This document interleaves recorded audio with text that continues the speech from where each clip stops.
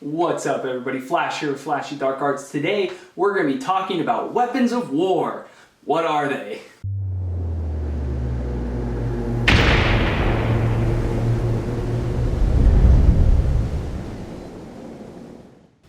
So last week we talked about massacres and mass shootings versus massacres and mass murder in general, okay? And the numbers were staggering for gun-free massacres. Massacres that were done with knives, fire, bombs, planes, trains, and automobiles, right?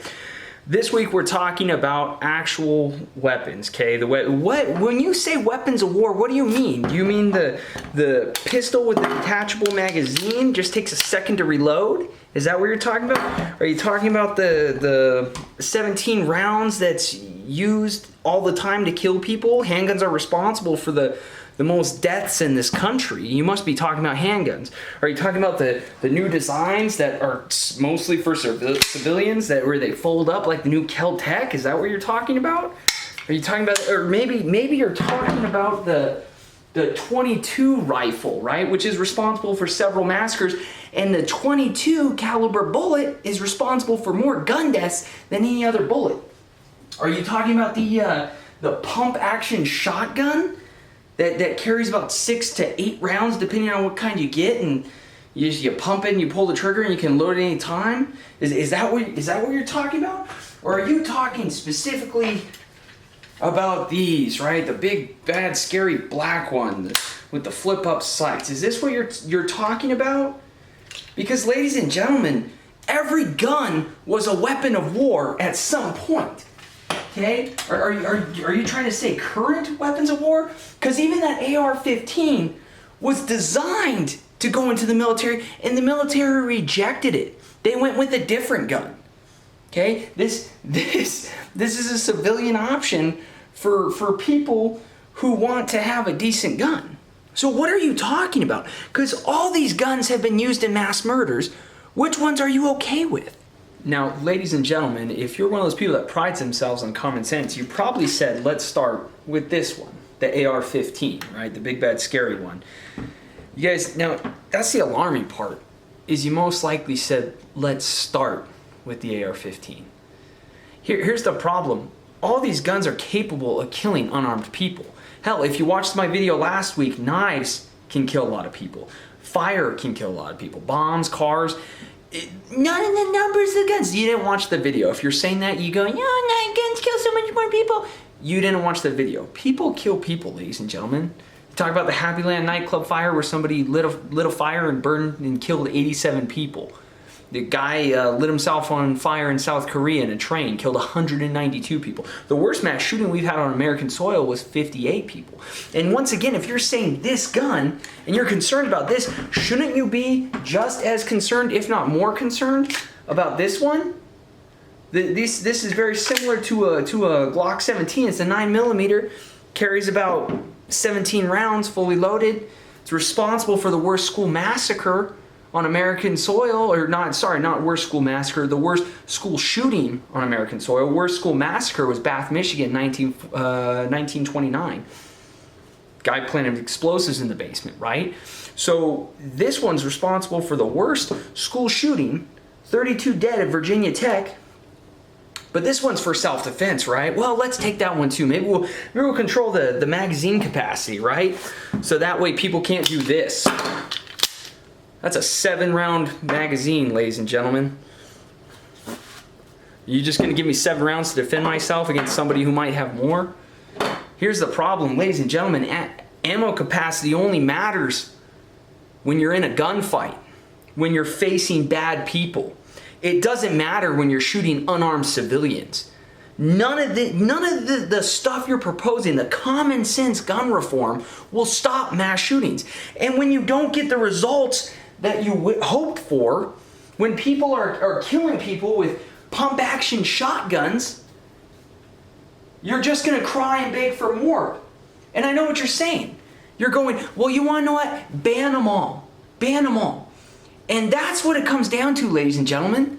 You want full-out gun control. You want full-out gun ban, which is not going to happen. 2 reasons. One, The Constitution says we have a right to have guns and to carry them, okay? And the second part of this is backing up the Second Amendment. Ladies and gentlemen, it's not for self-defense. It's not for hunting. It's to protect us from the government, to keep the government at bay. Now, I don't think our government's bad right now, but you can't guarantee that our government will not be corrupt tomorrow, or the day after, or the day after that. You can't guarantee me that the government will not become a socialist government and try to take from me to give to people who shouldn't have. Okay? You can't promise me any of that. You can't promise me that the government won't round up a certain group of people. Let's say Hispanics. And just murder them because they don't want them here and they're sick of deporting them. You can't guarantee me that. You want to know what can? This guarantees me protections and rights and access to all my other rights. The Second Amendment and my right to keep and bear arms, my God-given right, my right by nature, however you want to look at this, that cannot be taken from me. Our founding fathers called them unalienable rights. Now, I know what you're thinking. Maybe some of these damage people more than others. Now, one of the dumbest arguments that I hear is do you ever see what an AR-15 does to the human body? Which is the stupidest argument ever. But just for appeasement's sake, we're going to go through these and I'm going to show you a demonstration of what each one does. Let's start off with the 22 bullet, right? It's the smallest on the list. It's a tiny little guy. This is responsible for more gun deaths than any other bullet. Why? Because they're cheap, they're easy, and there's a lot of them. So if you're committing a crime, nobody knows where it came from because there's a bazillion 22s out there.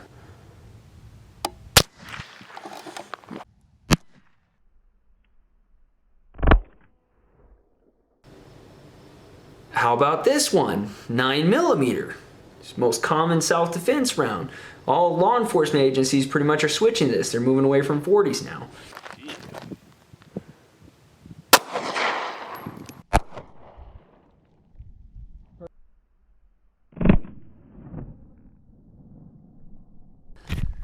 Judas. I think it was that lower one. Oh, the 9? Yeah, that lower one. The 9 and the 22 did a significant amount of damage.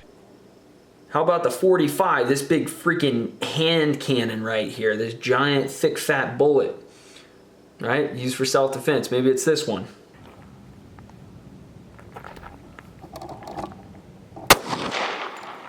Oh, you got it. Oh, shit! Oh.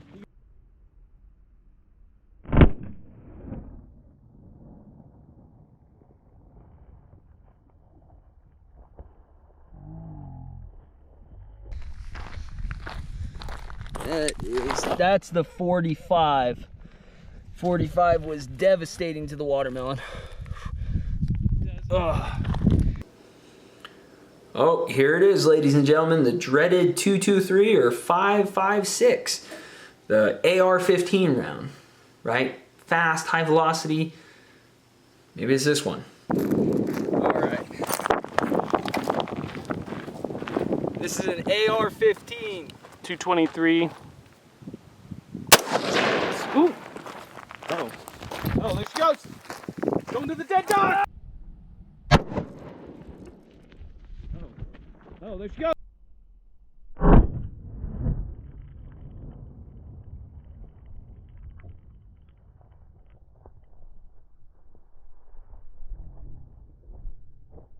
.45 ripped a giant hole in it. Where's the entry and the exit one? There's one. That's the exit. Where the hell's the entry? It ricocheted off a bone. It's a murder weapon. It's not even that bad. Maybe the 7.62, the AK-47 round, right? Also using an SKS, which is what we use. Maybe it's this one. He's got a bayonet. We know so many bayonet charges happen every year. Oh, shit. Oh. Oh, the SKS was devastating. Okay. Oh, shit.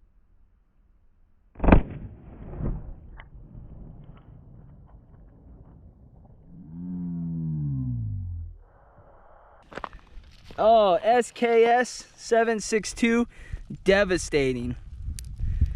762 is devastating.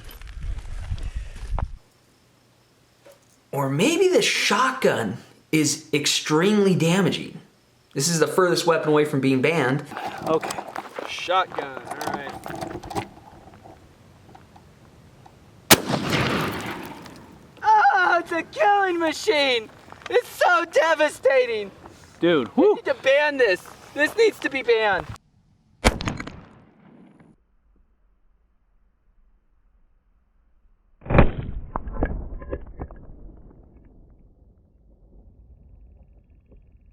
Oh, it's a killing machine. It's so devastating. Dude, They need to ban this. This needs to be banned. that one should be. This is the furthest. Oh my goodness, look what it did to the GoPro. Yeah, did you see that fly on me? No. That's it. If I'm doing a mass shooting, it's gonna be Right. Jeez. All right. Holy cow. Yeah, that was devastating. Regular shotgun shell. Slug is a regular shotgun shell in my book. This is one of the furthest weapons away from being banned, and look how devastating it is. Doesn't mean it needs to be banned. Means that anti-gun people don't know what the fuck they're talking about. About like So that much. this was the 22. Which one was the 22, the 9, and the 40? This was the 22, the 9, and the 40. This was the 45. This was the, wait, what was this? 5.56. Oh, 5.56, and the, oh yeah, the 5.56 didn't even do that much damage to it. But that's the 7.62. And Yeah, the can see 7.62 blowout. blew it apart. Maybe the 5.62 ruined the structural integrity of it. And then that's the shotgun. That's the shotgun. Pump action shotgun in a 7-round 9mm, and just keep filming.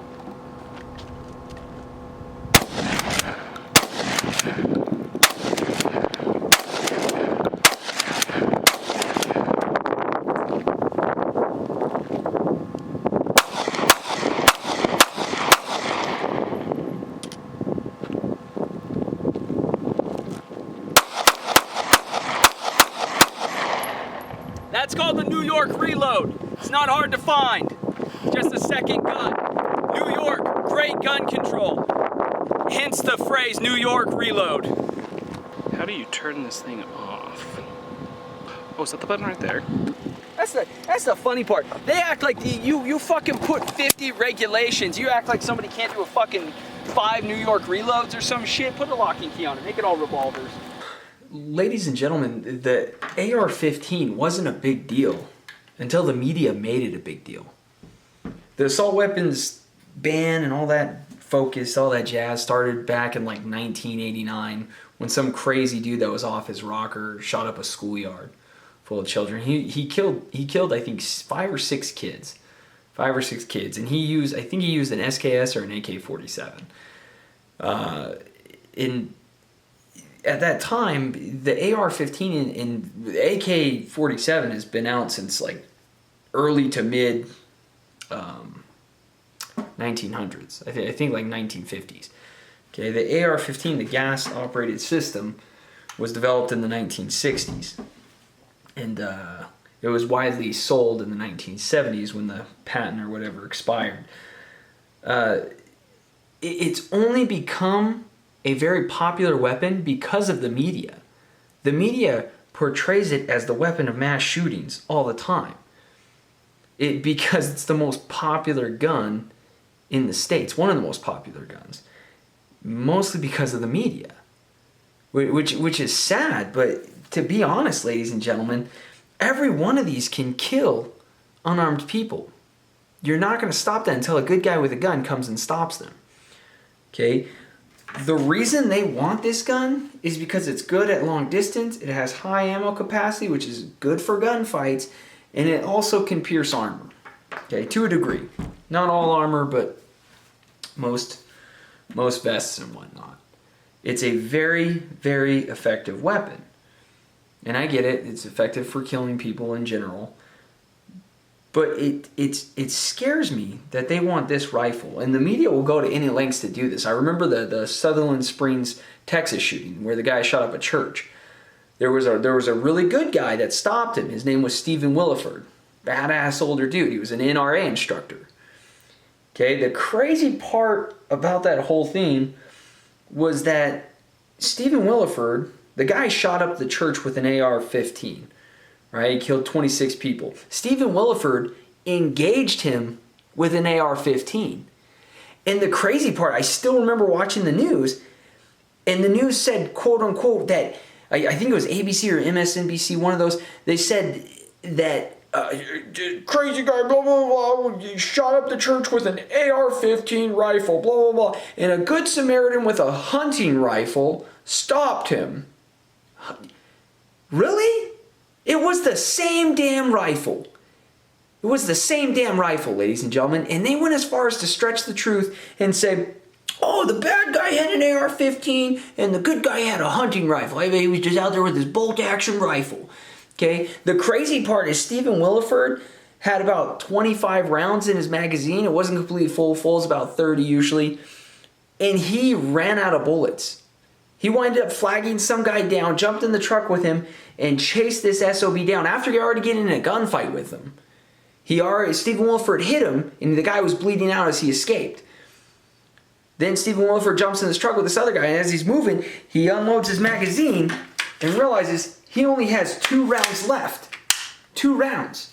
And he's got to still engage this guy.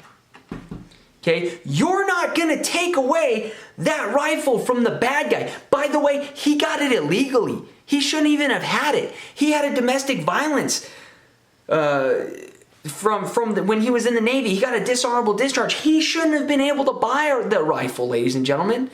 But you are going to take it away from Stephen Williford, the good guy who stopped him. You're going to take mine away. Well, that's not going to happen, but that's what you're trying to do. You're trying to take away good people's guns. No, we're just trying to keep it on the hands of crazy people. No, it doesn't work like that, ladies and gentlemen. When you do any type of ban, it affects good guys and it does not affect bad guys. Okay? And you don't have a right to my weapons. You don't. These are my properties. The government doesn't have a right to them. They're my property. Okay? I paid for them. I'm not handing them over. It's not happening.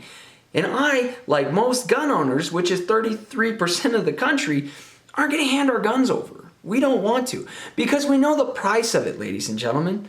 The whole reason we have the Second Amendment is to keep our government at bay. And if you're right now, you're going, when did it ever happen? When did the government ever, like, in all the freaking time, ladies and gentlemen?